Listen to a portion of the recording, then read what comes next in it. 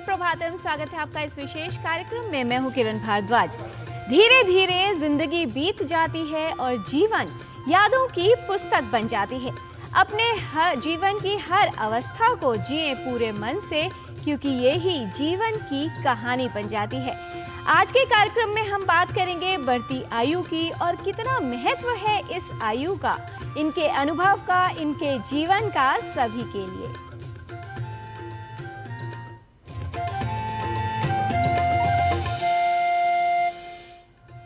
तारीखों में धीरे धीरे व्यतीत हो रहे हैं हम, आज हैं लेकिन हर पल अतीत हो रहे हैं हम। समय के साथ जीवन आगे बढ़ता है, समय का चक्र चलता रहता है और आयु बढ़ती रहती है।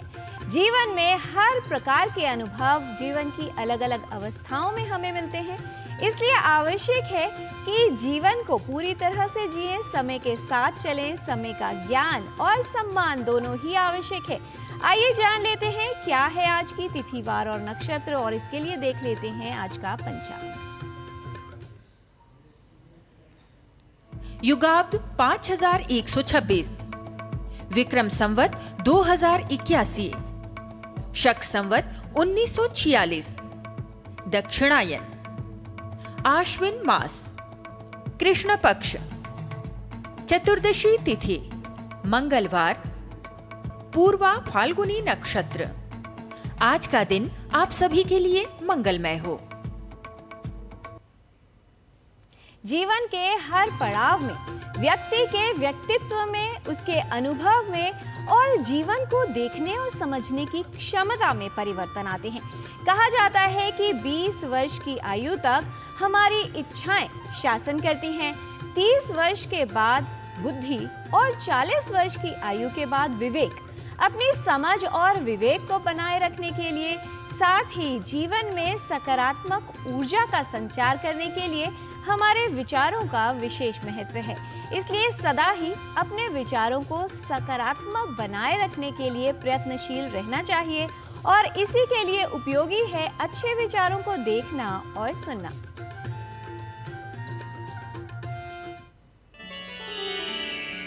विकल्पमात्रावस्थानि वैरूप्यं मनसो भवेत्, पश्चान्मूलक्रियारम्भ गम्भीरावर्त दुस्तरः। विकल्प मात्र का विचार करने से मन में विरूपता उत्पन्न हो जाती है, जिसके बाद प्रारंभ किए गए कार्य में गंभीर आपत्तियों की भंवरें आ जाती हैं और कार्य कठिन हो जाता है। अतः मन को संकल्पात्मक करें, विकल्पात्मक नहीं। Even slightest of doubt creates distortion in mind, that in turn creates serious hurdles for the task at hand. Therefore, one must free our minds of doubts and stay firm on our resolution. भारतीय प्राचीन ज्ञान परंपरा में अत्यंत विशेष रूप से लोक कथा अर्थात नीति कथाओं का वर्णन मिलता है, जो मनोरंजन के साथ साथ नव शिशुओं से लेकर सामान्य लोगों को नैतिक और धार्मिक उपदेश देने का एक सरल और प्रभावशाली विकल्प कहा गया है। इन कथाओं में अलग अलग गुणों, सदाचार, स्वामी भक्ति, धर्म, नीति, नैतिकता और इन सभी व्यवहार रूपों का वर्णन विस्तार से प्राप्त होता है। आइए देखते हैं भारतीय ज्ञान परंपरा प्रभाग में नीति कथाओं पर आधारित हमारे सहयोगी नीतीश भारद्वाज की यह विशेष रिपोर्ट।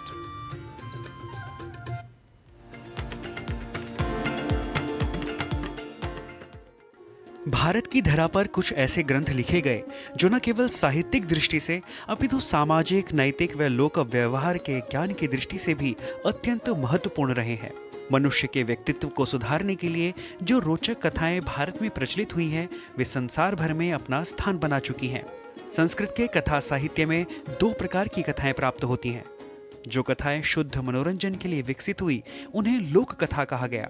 दूसरी ओर कुछ कथाएं नव शिक्षुओं को या सामान्य लोगों को नैतिक धार्मिक उपदेश देने के लिए विकसित हुई, जिन्हें नीति कथा की संज्ञा दी गई। इन कथाओं में प्रायः पशु पक्षियों से संबद्ध कथाएं दी गई, जिससे मनुष्य उपदेश ग्रहण कर सके। पशु पक्षियों की प्रधानता के कारण इन्हें पशु कथा भी कहा जाता है। इन सभी कथाओं में कुतूहल और रोचकता के लिए छल, प्रपंच, प्रेम, विश्वासघात, स्वामी भक्ति, धर्म, नीति, स्त्री पुरुषों के व्यवहार, सदाचार, उत्साहवर्धक कार्य आदि का वर्णन मिलता है, जिनसे मनोरंजन के साथ साथ आचरण की शिक्षा भी मिलती है। भारत में नीति कथाओं और लोक कथाओं की शुरुआत बहुत पहले हो गई थी। ब्राह्मण ग्रंथों में, आरण्य ग्रंथों में, उपनिषदों में, पुराणों में आप देखेंगे कई प्रकार की शिक्षाप्रद कहानियां मिलती हैं। और इन कथा लेखकों ने एक बात का ध्यान रखा कि इससे लोगों को न केवल शिक्षित किया जाए बल्कि उनका मनोरंजन भी हो। तो इन दोनों उद्देश्यों से कई कथाएं लिखी गई। बात करें यदि नीति कथाओं की, तो इन कथाओं में सत्पात्र बनने पर बल दिया जाता रहा। मनुष्य के व्यक्तित्व को सुधारने के लिए ये कथाएं भारत में प्रचलित हुई। नीति कथाओं में जीवन के सत असत दोनों पक्षों का चित्रण करके असत से बचने और सत के अनुष्ठान का उपदेश दिया जाता है। नीति कथा साहित्य में कुछ ऐसी रचनाएं हुई जिनमें व्यवहार कुशलता की शिक्षा विश्व साहित्य में कहीं और प्राप्त नहीं है। ऐसा ही एक लोकप्रिय विश्व प्रसिद्ध ग्रंथ है पंचतंत्र। यह विष्णु शर्मा के द्वारा रचित नीति कथा है। पंचतंत्र में 5 खंड या तंत्र हैं। मित्र भेद जिसमें 22 कथाएं हैं, मित्र संप्राप्ति में 6 कथाएं, काकोलुकीय में 16 कथाएं, लब्ध प्रणाश में 11 कथाएं तथा अपरीक्षित कारक में 14 कथाएं लिखी गईं। पंचतंत्र को बालकों के लिए लोक व्यवहार में प्रशिक्षित करने का आदर्श ग्रंथ मान लिया गया और ग्रंथ की प्रशंसा में कहा गया यह वचन सत्य सिद्ध हुआ। अधीते यह इदम नित्यम नीति शास्त्रम शृणोति च न पराभवमाप्नोति शक्रादपि कदाचन। अर्थात इस पंचतंत्र नामक ग्रंथ का अध्ययन करने वाला अथवा सुनने वाला व्यक्ति व्यवहार कुशल हो जाता है कि वह इंद्र जैसे प्रबल शत्रु से भी पराजित नहीं हो सकता तथा धूर्त लोगों को भी पराजित करने में समर्थ हो जाता है। पंचतंत्र में राजनीति और दैनिक व्यवहार की शिक्षा बड़ी कुशलता से दी गई है। राजनीति से संबद्ध विभिन्न राजशास्त्रीय ग्रंथों के विषय को सरलता से इसमें निरूपित किया गया है। जब पंचतंत्र, हितोपदेश, सिंहासन द्वात्रिंशिका, वेताल पंचविंशतिका जैसे ग्रंथों का, शुक सप्तति जैसे ग्रंथों का निर्माण हुआ तो इसने पूरी दुनिया में भारत की कथा साहित्य को लोकप्रिय किया। तो सरल तरीके से गंभीर बातों को रखना इन कथाकारों ने सिखाया। दूसरी बात कि इसमें इन्होंने पशुओं को, पक्षियों को, मनुष्यों को सबको अपना पात्र बनाया और यही कारण है कि पंचतंत्र जैसे ग्रंथ पूरी दुनिया में फैले। यद्यपि सबसे पहले पहलवी भाषा में उनका अनुवाद हुआ, फिर सीरियन भाषा में अनुवाद हुआ, लेकिन देखते देखते यूरोप में और पाश्चात्य देशों में पंचतंत्र की धूम मच गई। तो ये आप देखेंगे कि उद्देश्य तो ये रहा कि इससे लोगों को शिक्षा भी मिले और लोगों का मनोरंजन भी हो, लेकिन ये अद्भुत शैली रही भारतीयों की, जो एक मौलिक योगदान है भारतीय विद्वानों का। और मुझे लगता है ये उस समय भी उतना ही प्रासंगिक था जितना आज के समय में प्रासंगिक है, क्योंकि इसमें नैतिक मूल्यों पर हमेशा बल दिया गया। शताब्दियों से कथा कहने वाले और सुनने वालों की परंपरा सभी देशों में रही है और भारत इस संदर्भ में सबका गुरु रहा है, क्योंकि यहीं से विविध कथाएं विभिन्न देशों में पहुंची। यही कारण है कि इस ग्रंथ के 250 संस्करण विश्व की 50 से अधिक भाषाओं में प्रकाशित हो चुके हैं। आरंभिक जीवन में भाषा शैली की शिक्षा के साथ व्यवहार कुशलता की शिक्षा पाने के लिए पंचतंत्र जैसा ग्रंथ विश्व साहित्य में कहीं नहीं है। देश काल की सीमा से ऊपर इसका सार्वकालिक और सार्वदेशिक महत्व है। Nitish Bhardwaj, DD news.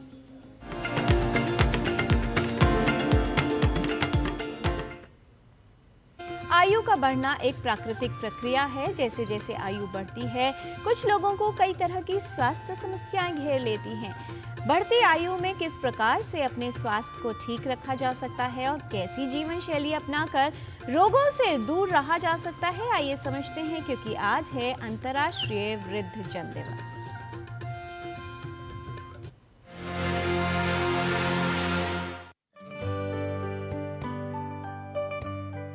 वृद्धावस्था जीवन की एक महत्वपूर्ण अवस्था है। इसमें व्यक्ति को बेहतर देखभाल की आवश्यकता होती है। चिकित्सा जगत में हो रहे विकास और बेहतर चिकित्सीय सेवाओं के कारण अब जीवन काल बढ़ गया है और लोग अधिक आयु तक जी पाते हैं। आयु बढ़ने के साथ शरीर और जीवन में कई तरह के परिवर्तन आते हैं, जिनका प्रभाव व्यक्ति के स्वास्थ्य, व्यक्तित्व और मानसिकता पर पड़ता है। जैसे जैसे आयु बढ़ती है, शरीर में प्राकृतिक रूप से बदलाव आने लगते हैं। कुछ समस्याएं भी उत्पन्न हो जाती है। स्वास्थ्य को लेकर चिंता होने लगती है। आयु का बढ़ना एक प्राकृतिक प्रक्रिया है। बढ़ती आयु में भी बेहतर और स्वस्थ जीवन संभव हो सकता है। और एंटी एजिंग इंटरवेंशन की बात करूं तो इसमें हमें पहला चीज जो आती है वो है exercise. Exercise is the only thing which can prevent your biological ageing और even reverse your biological ageing. Start करिए वॉकिंग से, धीरे धीरे वॉकिंग को बढ़ाते रहिए। 4 तरह के एक्सरसाइज है। एक aerobics, that is walking, running, cycling, swimming. Then resistive training, 1 kilo 2 kilo का वेट उठाना। तीसरा है योगा और चौथी है stretching and last is definitely your balance training. Balance training भी इक्वली इंपॉर्टेंट है। You need to walk at least 7000 steps per day. एक चीज मैं आपको बताऊं वॉकिंग एक्सरसाइज के बारे में, ये भी स्टडी हुआ है, आपका 1 मिनट एक्सरसाइज आपका 7 मिनट आपका हेल्थ स्पैन को बढ़ा सकता है, मतलब आयु को बढ़ा सकते हैं। आयु बढ़ने के साथ अपने जीवन को स्वस्थ बनाए रखने के लिए कुछ बातों का ध्यान रखना आवश्यक है। कई ऐसे कारक हैं जिनका प्रभाव हमारे स्वास्थ्य और आयु पर पड़ता है। आनुवंशिक कारक, पोषण, शारीरिक और मानसिक क्षमता, व्यक्तिगत विशेषता, रोग, परिवार और दोस्तों का साथ और सामाजिक वातावरण, ये सभी हमारे स्वास्थ्य और आयु पर प्रभाव डालते हैं। दुनिया भर में इसके ऊपर कोई कंफ्यूजन नहीं है कि कैलोरी रेस्ट्रिक्शन करने से हम अच्छा रहेंगे। किसी भी तरह का प्रोसेस फूड को अवॉइड करिए, घर का खाना खाइए। कार्बोहाइड्रेट खाना को हमें कम करना है। कार्बोहाइड्रेट मतलब क्या होता है? चावल, रोटी, ब्रेड, जो हम चीज़ें खाते हैं, शुगर इन एनी फॉर्म, वो आपको अवॉइड करना है। प्रोटीन को हम बढ़ा सकते हैं। स्पेशली सीनियर सिटीजन को तो प्रोटीन ज़्यादा लेना चाहिए क्योंकि मसल का खाना होता है प्रोटीन।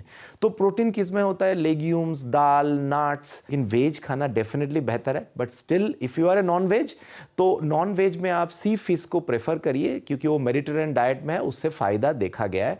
चिकन, मटन अवॉइड करना चाहिए। Egg white contains lot of protein, so egg white is one of the non veg food you should prefer. एक खाना तो हमें डेफिनेटली अवॉइड करना चाहिए। Sugar in any format we should avoid. बढ़ती आयु में कई तरह की स्वास्थ्य समस्याएं घेर लेती हैं। कई वृद्ध लोगों को सामान्य नींद चक्र बनाए रखने में समस्या आती है। अनिद्रा और दिन में सोने की शिकायत आम हो जाती है। आयु बढ़ने के साथ डिमेंशिया और संज्ञात्मक समस्याओं का सामना भी कुछ लोगों को करना पड़ता है। वहीं कुछ बुजुर्ग अकेलापन महसूस करते हैं। बढ़ती आयु के साथ कई तरह के मानसिक और शारीरिक बदलाव होना सामान्य है। ऐसे में कैसे स्वस्थ रहा जाए, ये एक बड़ा प्रश्न बन जाता है।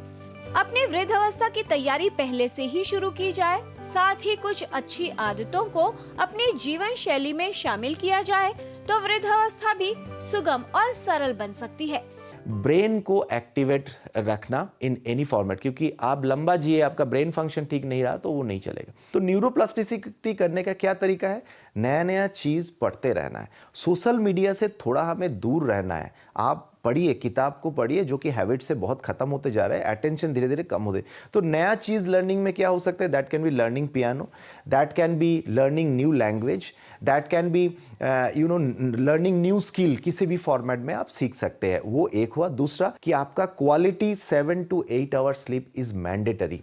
Don't go in that policy 4 घंटा सो लिए, 3 घंटा सो लिए, बहुत ज़्यादा काम कर लिए, ऐसा नहीं है। आप एडिक्वेट स्लीप लीजिए, दिन भर आप काम करिए, कोई दिक्कत नहीं है। सो एडिक्वेट स्लीप, स्ट्रेस से हमें बचते रहना, स्किल, न्यू स्किल को डेवलप करना, और ब्रेन के रिजर्व को हम जितना बढ़ाते जाएंगे आखिरी दिन तक वो हमें काम पे आएगा। आयु बढ़ने के साथ आप अपने सामाजिक दायरे को नया रूप दे सकते हैं। सकारात्मक सोच की कला का अभ्यास कर सकते हैं। ये छोटा सा कदम आपके स्वास्थ्य को बेहतर बनाएगा। प्रसन्न रहने को अपनी आदत में शामिल करें। वृद्धावस्था को जीवन के एक और नए चरण के रूप में देखने की आवश्यकता होती है। इस अवस्था में अपनों का साथ महत्वपूर्ण होता है। बुजुर्गों से सम्मान के साथ व्यवहार करने से सकारात्मक परिणाम मिलते हैं। अच्छी तरह से संतुलित और पौष्टिक आहार व नियमित व्यायाम आपको इस अवस्था में स्वस्थ रहने के लिए उपयोगी सिद्ध होता है। वृद्धावस्था में मानसिक गतिविधियां बनाए रखना भी आवश्यक है। साथ ही अच्छी नींद लेना भी आपके स्वास्थ्य के लिए उपयोगी सिद्ध हो सकता है। बुजुर्गों के प्रति सकारात्मक दृष्टिकोण उन्हें स्वस्थ जीवन जीने में सहायक बनता है। यदि आपकी आयु 60 वर्ष से अधिक है तो अपना उचित ध्यान रखें, स्वास्थ्य के प्रति जागरूक और सतर्क रहें, साथ ही सक्रिय जीवन शैली अपनाएं। इससे वृद्धावस्था में भी आप स्वस्थ जीवन जी सकते हैं और अपने जीवन को सक्रिय बनाए रख सकते हैं। किरण भारद्वाज, डीडी न्यूज।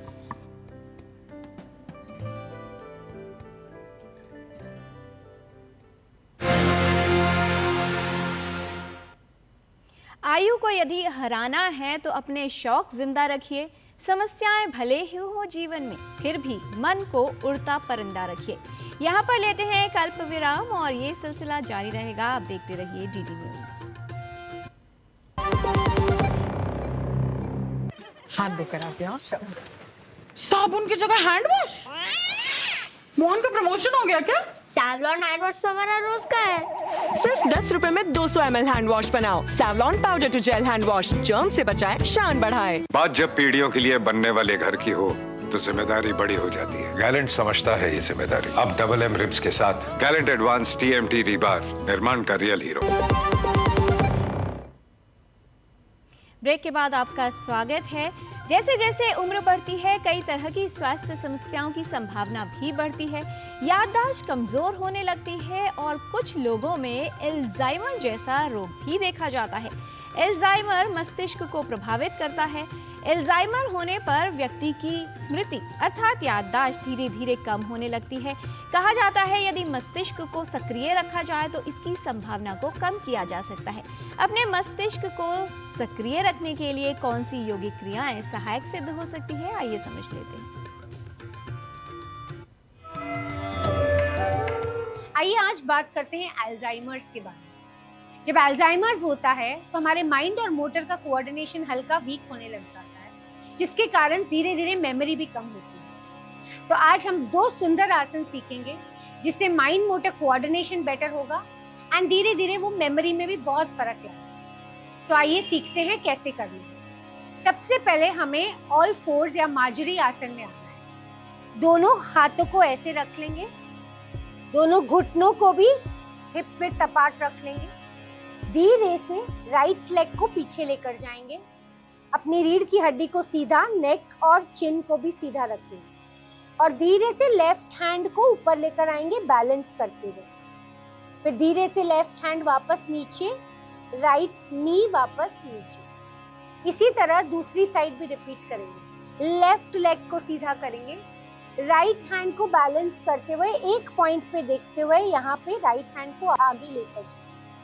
वापस राइट हैंड नीचे और लेफ्ट घुटना वापस अंदर। इसे हम थोड़ा सा फास्ट करेंगे और कोऑर्डिनेट करते हुए करेंगे। सो राइट लेग, लेफ्ट हैंड नीचे, लेफ्ट लेग, राइट हैंड वापस नीचे। ऐसे 3 से 5 राउंड करेंगे और धीरे से रिलैक्स करेंगे। अब सीखते हैं दूसरा आसन। दूसरे आसन के लिए हमें पेट के बल लेटना है। सो आइए ऐसे पेट के बल लेट जाएंगे। अपने दोनों हाथों को सर के ऊपर सीधा रख लेंगे। अब धीरे से अपने राइट पांव को ऊपर और लेफ्ट हैंड को ऊपर लेकर जाना है। चिन और चेस्ट को भी उठाना है। धीरे से दोनों नीचे।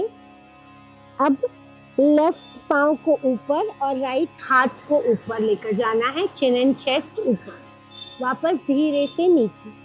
अब इनके थोड़े फास्ट मूवमेंट करने हैं। ये ऐसे उठाएंगे और रख देंगे, वापस धीरे से अपने शरीर को लिफ्ट करेंगे और रख देंगे। अब धीरे से इस आसन को रिलीज कर देंगे और उठ के बैठ जाएंगे। आइए जानते हैं कुछ प्रैक्टिकल टिप्स इसी विषय पर हमारे योग गुरु हंसा जी योगेंद्र से। नमस्कार।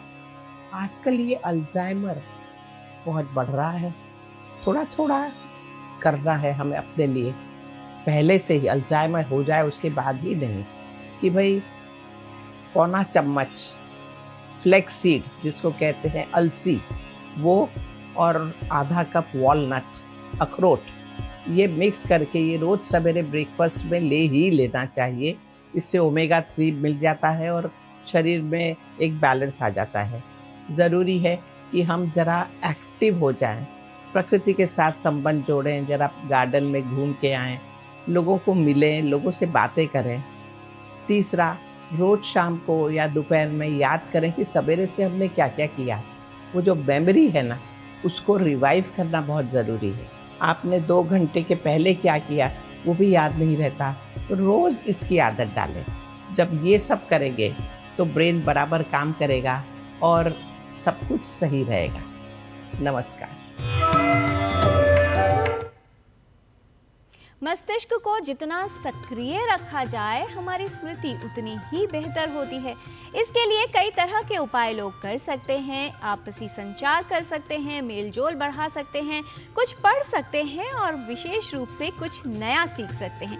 आइए संस्कृत पाठशाला में चलते हैं, सीखते हैं संस्कृत, देखते हैं क्या सिखा रहे हैं हमारे सहयोगी नारायण दत्त मिश्र आज की संस्कृत पाठशाला में।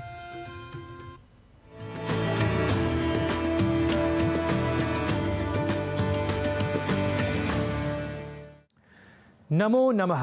स्वागतमस्तु संस्कृत पाठशालायां सर्वेषाम्।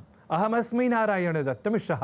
जैसा कि हम और आप जैसे हर संस्कृत प्रेमी यह जानते और समझते ही हैं कि संस्कृत भाषा अत्यंत परिष्कृत, तार्किक और वैज्ञानिक भाषा है, जहां अक्षरों और उनसे बने शब्दों तथा वाक्यों के उच्चारण और लेखन में थोड़ा भी अंतर नहीं होता। इसलिए इस भाषा के अक्षरों, शब्दों या कहें कि वाक्यों में किसी भी तरह का अंतर उत्पन्न करना संस्कृत के संस्कृतत्व पर प्रहार करना कहलाएगा। इसलिए इस तथ्य को हृदयंगम करते हुए आज बात संस्कृत शब्दों के शुद्ध उच्चारण और लेखन की कर लेते हैं। और इसके लिए आज आधार बनाते हैं एक विशेष अक्षर को, जिसके उच्चारण और लेखन में हम प्रमादवश प्रादेशिकता ले आते हैं, यह साधारण रूप से हम कह सकते हैं।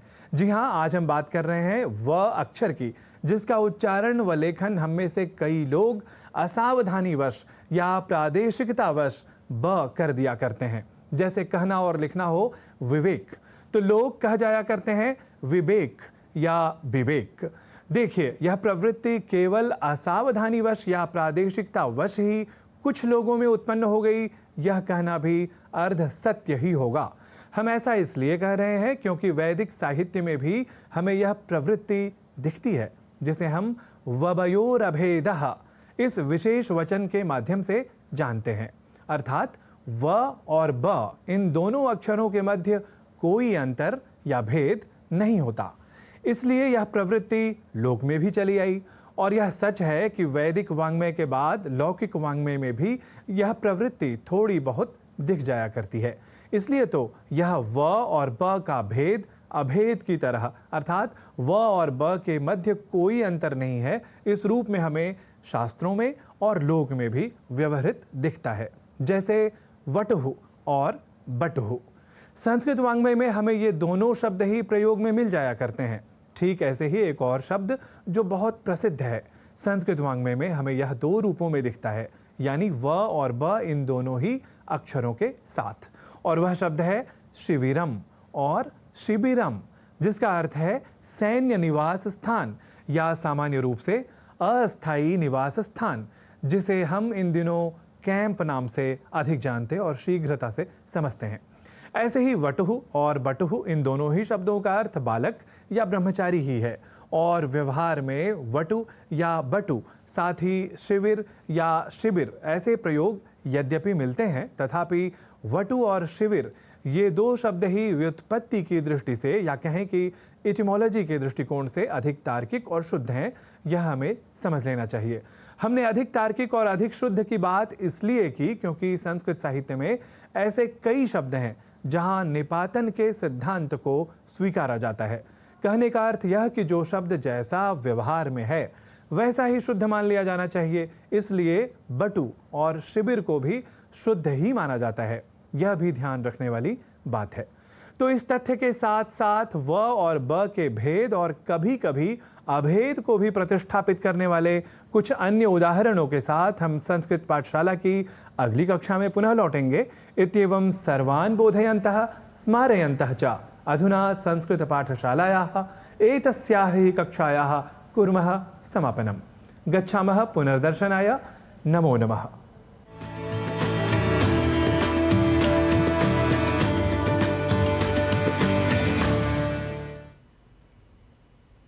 वो जो जीवन में कई इम्तिहान देते हैं, अपनी इच्छाओं का बलिदान देते हैं, हम सभी को करना है उनका सम्मान, करनी है उनकी देखभाल, जो हमारी हर इच्छा पे अपनी जान देते हैं।